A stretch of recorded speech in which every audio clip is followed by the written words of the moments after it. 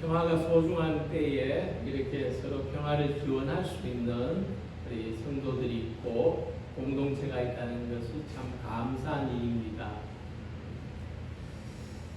아주 오래전에 사람들은 산이든지 강이든지 자기보다 크고 위대하다고 생각하는 그 대상 앞에 엎드려서 절을 하거나 또는 정성껏 빌고 기원하는 것을 믿음이라고 생각했습니다. 물론 지금도 그런 믿음을 가지고 살아가는 사람들이 많습니다. 그러나 우리들이 다른 사람들보다도 더 친밀하고 더 믿음직스러운 관계를 가지려면 서로를 더 깊이 알아가야 하는 것처럼 이 시대를 살아가는 우리들에게 하나님이 원하시는 것은 우상 앞에 소원을 빌듯이 하는 신앙생활이 아니라 하나님과 더 깊이 아는 더 성숙한 인격적인 관계라고 하는 것입니다. 그래서 우리는 하나님을 더 깊이 알고 하나님을 더 잘 알아야만 하나님이 원하시는 믿음을 가지고 살아갈 수가 있는 것입니다. 이렇듯 우리의 삶은 어렸을 때가 있고 어른일 때가 있는데 우리의 삶은 하나님을 더 깊이 알아가는 과정으로 볼 수가 있습니다. 나이를 먹는다는 것은 사람이 늙어간다는 것은 하나님을 더 깊이 알아가는 거예요. 단순히 어떤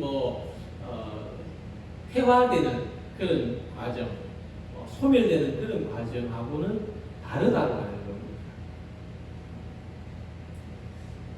그래서 성경을 읽어봐도 구약시대를 지나가지고 신약시대로 넘어오는 동안 하나님에 대한 믿음이 변화하는 과정을 볼 수가 있습니다.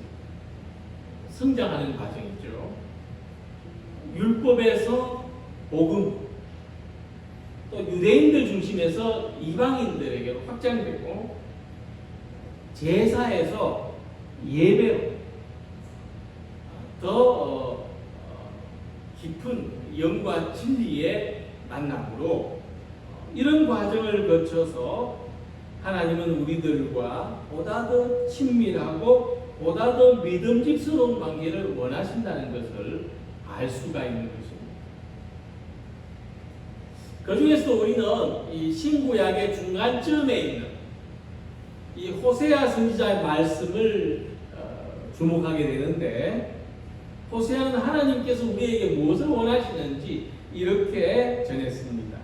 나는 인애를 원하고 제사를 원하지 아니하며 언제보다 하나님을 아는 것을 원하노라.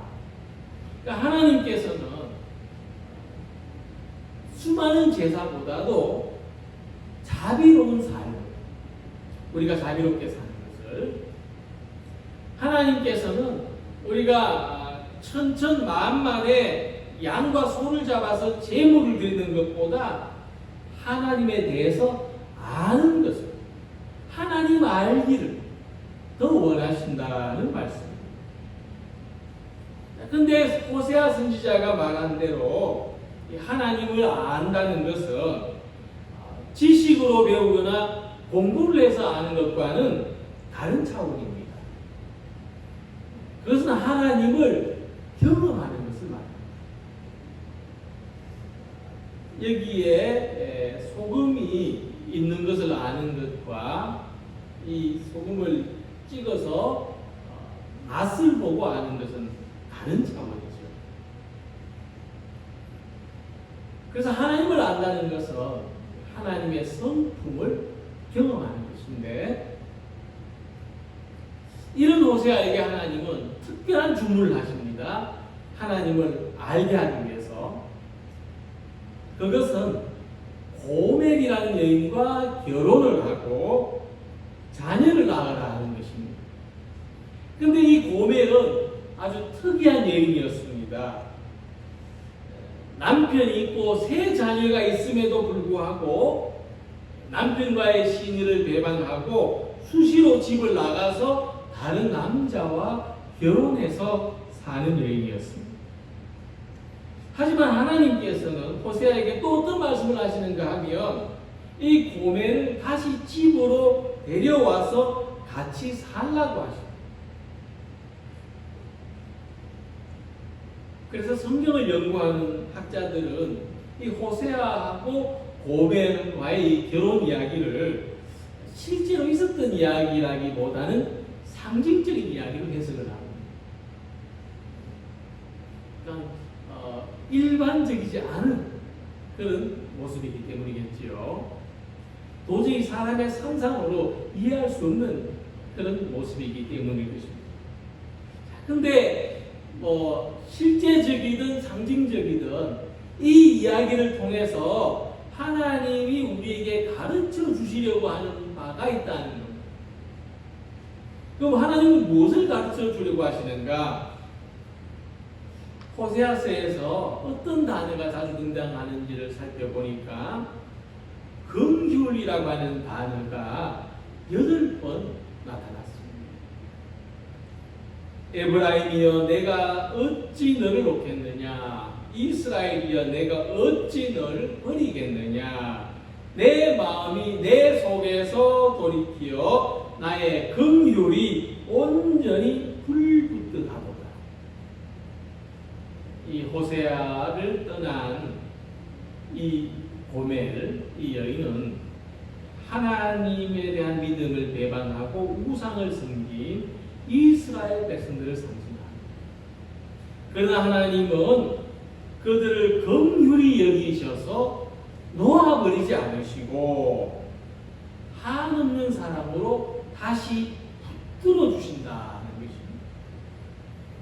호세아에게 이 방탕한 고멜을 다시 데려오라고 하신 것처럼 하나님은 거듭 우리를 긍휼히 여기신다는 것을 알려주십니다.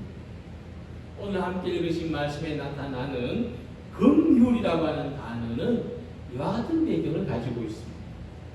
본문에서 예수님은 긍휼히 여기는 자는 복이 있나니 그들이 긍휼히 여김을 받을 것이며 하고 말씀하십니다.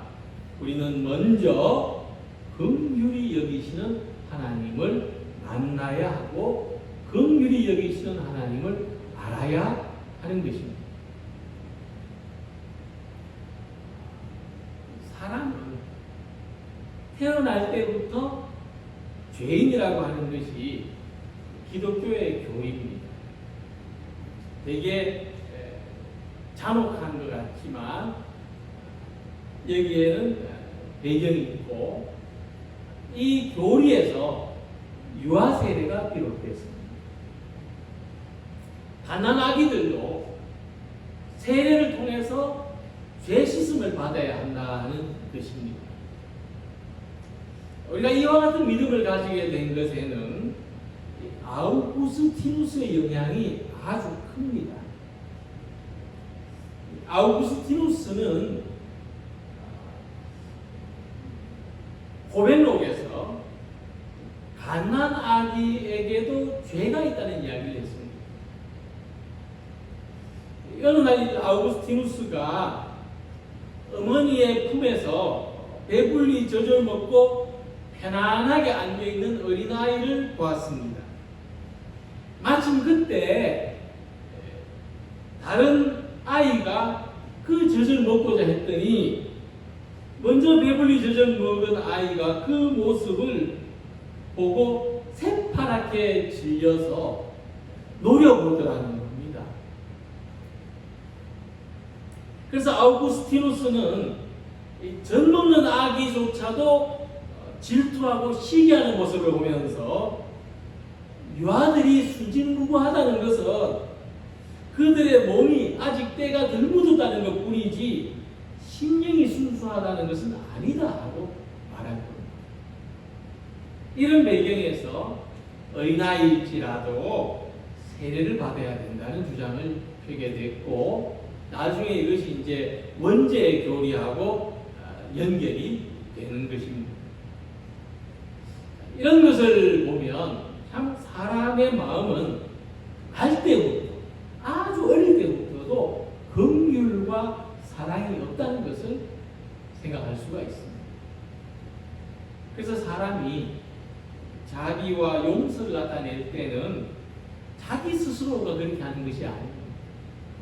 그의 마음에 성령이 역사하기 때문에 그렇게 할 수가 있습니다. 그러므로 요한일서 4장 19절에 우리가 사랑함은 그가 먼저 우리를 사랑하셨음이라는 이 말씀이 그 사실을 잘 가르쳐 주는 것입니다. 그래서 하나님은 모든 긍휼의 근원이십니다. 하나님은 우리가 긍휼히 여김을 받을 만한 가치가 있기 때문이 아니라 오히려 우리를 가치 있게 하시려고 긍휼히 여겨주시는 것입니다. 그래서 긍휼히 여긴다는 말은 단순히 어려운 사람에게 대하여 가지는 어떤 연민이나 유감을 느끼는 정도가 아니라 그 사람의 마음속에 들어가서 그 사람의 입장에서 그의 마음으로 느끼는 것을 긍휼히 여긴다 하는 것입니다. 그 사람이 되어보는 것이죠. 그런데 놀랍게도 하나님이 우리처럼 되신 사건이 있습니다. 바로 말씀이신 주님이 사람의 몸을 입고 세상에 오신 성육신 사건. 하나님은 우리를 구원하시려고 육신의 몸을 입고 이 세상에 오셨습니다. 그리고 십자가에서 우리 모든 죄를 대신하여 고통받고 죽으셨습니다. 하나님은 왜 사람이 되셨습니까? 하나님은 왜 우리와 같은 모습으로 스스로 낮아지셨어요? 우리를 긍휼히 여기시기 때문에. 하나님은 죄에 쓰러진 우리들을 긍휼히 여기셔서 죄의 흙탕물 속에 들어오셨습니다. 그러므로 예수님은 인간이 당하는 모든 고난을 친히 당하셨고 우리의 모든 고통과 사정을 다 공감하십니다. 그러므로 히브리서에서 말씀하기를 우리에게 있는 대제사장은 우리의 연약함을 동정하지 못하실 이가 아니요 모든 일에 우리와 똑같이 시험을 받으신 이로되 죄는 없으심이라고 말씀했습니다. 주님은 우리와 같은 육신을 입고 사람이 당할 수 있는 모든 시험과 고난을 친히 감당하셨으므로 우리의 모든 연약함을 완전히 공감하신다는 말씀. 그래서 우리가 다른 사람에 대해서 긍휼히 여기는 마음까지 내려가기 어려운 이유는 그 사람과 같이 생각하고 느끼지 않기 때문입니다. 참 어려운 일이죠. 상대방과 똑같이 생각하고 똑같이 느낀다는 것은 어지간하면 할 수 없는 일입니다. 어지간해서는. 그러나 우리가 최소한이라도 긍휼히 여기기 위해서는 어떤 마음이 필요합니까? 다른 사람을 내 입장에서 내 생각만으로 평가하고 배척하고 비판하기 전에 그 사람이 되어보는 겁니다. 그 사람의 마음속에 들어가 보는 것입니다. 그 사람의 입장에서 생각해 보는 것입니다. 이것이 긍휼히 여기는 것입니다. 그냥 불쌍하다, 안 됐다 이렇게 하는 것이 아니고 그 사람이 되어보는 것, 이것을 긍휼히 여기는 것이라 하는 겁니다. 그래서 우리는 다른 사람들을 대할 때마다 하나님은 성육신하셨습니다. 우리들 긍휼히 여기셨다는 사실을 잊지 말아야 합니다. 하나님께서 먼저 나를 아시고 나를 긍휼히 여기셨구나. 생각할 때마다 다른 사람들에게도 그들의 심정, 그들의 입장에 설 수 있는 긍휼히 여기는 마음을 가지는 우리들이 되시기를 원합니다. 예수님께서는 그래서 긍휼히 여기는 자는 복이 있다 말씀하셨습니다. 긍휼히 여기는 자가 복이 있는 이유가 뭡니까? 본문에 설명은 안 돼 있죠. 긍휼히 여기는 자가 왜 복이 있는지.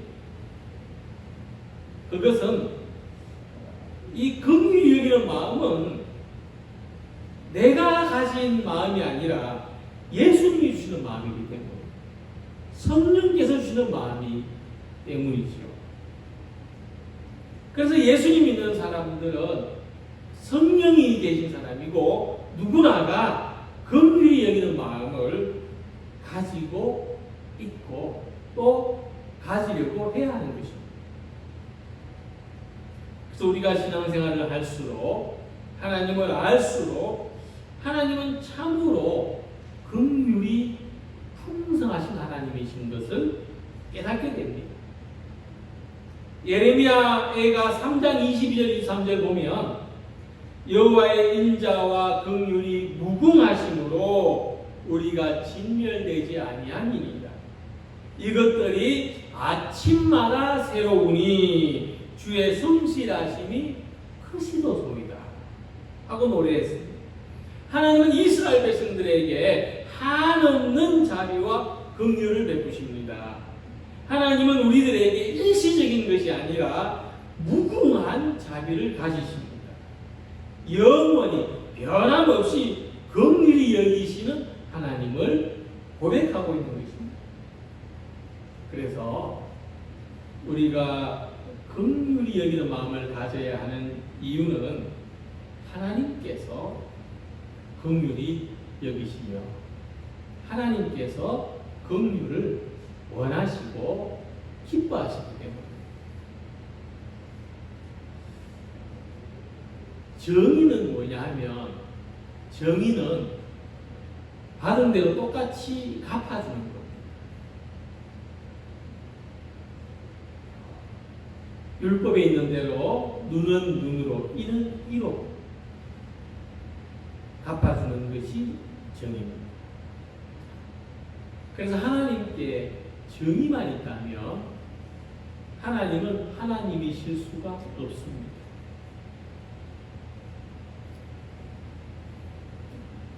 하나님에게 정의만 있다면 우리는 어느 누구도 하나님 앞에 나아갈 수가 없습니다. 그래서 이 정의를 넘어서는 것이 긍휼입니다. 하나님은 정의로우시지만 정의만 가지고 계신 것이 아니라 긍휼로서 정의를 넘어서신다는 것입니다. 그래서 예수님 말씀하시기를 건강한 자에게는 의사가 없고 병든 자에게라야 쓸데가 있느니라. 너희는 가서 내가 긍휼을 원하고 제사를 원하지 아니하노라 하신 뜻이 무엇인지 배우라. 나는 의인을 불러온 것이 아니요 죄인을 불러왔노라 하고 말씀하셨습니다. 긍휼히 여기는 마음이 없이는 제사를 아무리 많이 드린다 할지라도 소용이 없다는. 우리가 제사를 자랑합니다. 나의 의를 자랑합니다. 그러나 우리가 아무리 예수님을 잘 믿고 말씀대로 사는 것 같아도 우리가 자랑하는 의는 하나님 앞에서 때 묻은 옷과 같습니다. 우리의 의는 내놓을 것이 하나도 없습니다. 그래서 하나님은 우리가 긍휼히 여기는 마음을 가지기를 원하십니다. 하나님은 의인을 불러오신 분이 아니라 죄인을 불러서 구원하기 위하여 오셨기 때문입니다. 그래서 우리를 구원하는 것은 하나님의 긍휼입니다. 우리는 하나님의 은혜로 구원을 받았습니다. 그러므로 우리가 다른 사람들을 긍휼히 여기는 것이 당연합니다. 하나님이 우리를 긍휼히 여기셨는데 이런 우리가 어떻게 다른 사람들을 긍휼히 여기지 않을 수가 있겠습니까? 그래서 야고보 2장 13절에 보면 긍휼을 행하지 아니하는 자에게는 긍휼 없는 심판이 있으리라. 긍휼은 심판을 이기고 자랑하느니라고 했습니다. 우리는 심판을 받아서 멸망할 수밖에 없는 사람들이지만 긍휼을 베풀고 살면 심판을 이기고 자랑하게 된다는 것입니다. 심판의 굴레를 넘어설 수 있는 것이 긍휼입니다. 그래서 긍휼히 여기는 마음을 가지는 것은 무엇보다도 나 자신에게 복이 됩니다. 긍휼히 여기는 마음을 가지면 가질수록 나는 복이 있습니다. 우리가 다른 사람에게 복이 있는 존재가 됨으로써 그것이 나의 복이 되게 하시는 하나님. 하나님의 뜻은 그러합니다. 내가 다른 사람에게 복이 있는 존재가 됨으로써 그것이 나의 복이 되게 하시는 것입니다. 그러므로 하나님께 복을 받는 마음으로 다른 사람들을 긍휼히 여기는 우리 모두가 되시기를 소망합니다. 그래서 긍휼히 여기는 사람은 복이 있는데 그 복은 무엇이냐? 긍휼히 여기는 그 사람이 긍휼히 여김을 받는다는 것입니다. 예수님의 비유 가운데 이런 이야기가 있습니다. 한 주인이 있었는데 자기한테 빚을 많이 진 종이 있었습니다. 그 시대는 남에게 갚을 수 없을 만큼의 빚을 지면 그 집의 종이 되어서 빚을 탕감받기도 했습니다. 하지만 종으로 사는 거죠. 근데 그 주인은 아주 자비로운 사람이라서 자기에게 많은 빚을 진 하인을 탕감해 줬습니다. 그 빚을. 죽어도 다 갚지 못하는 그 빚을 없는 걸로 해줬습니다. 근데 이 하인이 집에 돌아가서 한 일이 뭐냐 하면 자기한테 조금 빚진 친구가 있었는데 그 빚을 갚지 않는다고 고발해서 옥에 가두었어요. 이 소식을 들은 주인은 화가 나서 많은 빚을 탕감해준 그 아이를 불렀어요. 그리고 말하기를 내가 너에게 그토록 많은 빚을 탕감해 줬건만 왜 너는 친구에게 인색하였느냐고 하면서 내가 탕감해 준 것을 무효로 하겠다. 그렇게 말합니다. 이 비유의 끝에 예수님 말씀하셨습니다. 너희가 각각 마음으로부터 형제를 용서하지 아니하면 나의 하늘 아버지께서도 너희에게 이와 같이 하시리라. 자, 이미 우리는 하나님으로부터 긍휼히 여김을 받은 사람들인데 또 하나님으로부터 긍휼히 여김을 또 받는다는 것이 무슨 뜻인가 싶습니다. 이미 긍휼히 여김을 받았는데 뭘 또 긍휼히 여김을 받아야 될 것이 있을까 싶습니다. 그래서 무슨 뜻이냐 하면 우리는 이미 긍휼히 여김을 받았지만 마지막 날에 다시 하나님 앞에 계산할 때가 있다. 우리가 긍휼히 여김을 받았는데 어떻게 살아야 되는지, 그런 우리가 얼마나 긍휼을 베푸는지 하나님 앞에서 계산할 때가 있다. 우리가 다른 사람에 대해서는 이해하려고도 하지 않고 관용하지도 않고 긍휼히 여기지도 않으면서 하나님이 나를 긍휼히 여겨주시도록 다른 사람은 나에게 긍휼히 여겨주기를 바랍니다. 대단히 이기적이죠. 그러나 예수님 분명히 말씀합니다. 긍휼히 여김을 받으려면 긍휼을 베풀어야 한다. 우리가 하나님의 궁극적인 긍휼을 누리고자 한다면 먼저 긍휼을 베푸는 사람들이 되어야 하는 것입니다. 적어도 우리가 하나님의 긍휼을 바라는 사람이라면 각박하고 메마른 세상 속에서 내가 먼저 긍휼을 베품으로써 세상을 치유하고 절망 속에 있는 많은 사람들을 하나님께로 인도하고 고통 중에 있는 사람들을 회복하게 해야 하는 것입니다. 그래서 긍휼히 여기는 사람은 하나님을 아는 사람, 하나님의 성품에 참여하는 사람인 것입니다. 우리가 잘못한 사람이 있을 때, 시험을 당하는 사람, 고통 속에 있는 사람을 만날 때 우리 어떤 생각을 하는가 하면 과연 내가 저 사람을 도와줄 가치가 있을까? 그런 생각을 하죠. 그러나 그보다 긍휼히 여기는 마음을 가지는 것은 그보다도 내가 어떻게 하면 도와줄 수 있을까? 이런 마음을 가지는 겁니다.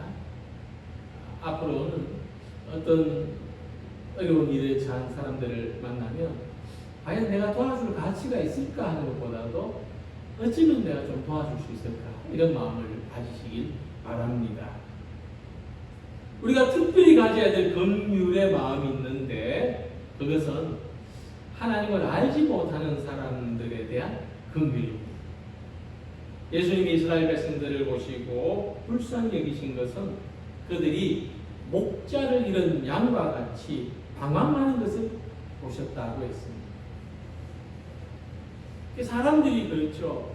영혼이 떠난 시신 앞에서는 통곡해도 하나님을 떠난 영혼 앞에서는 슬퍼할 줄 모릅니다. 잠시 있다가 없어지는 육신의 생명을 구하는 것이 소중한 일이라면 영원한 생명을 살리는 일이야말로 얼마나 소중한지 모릅니다.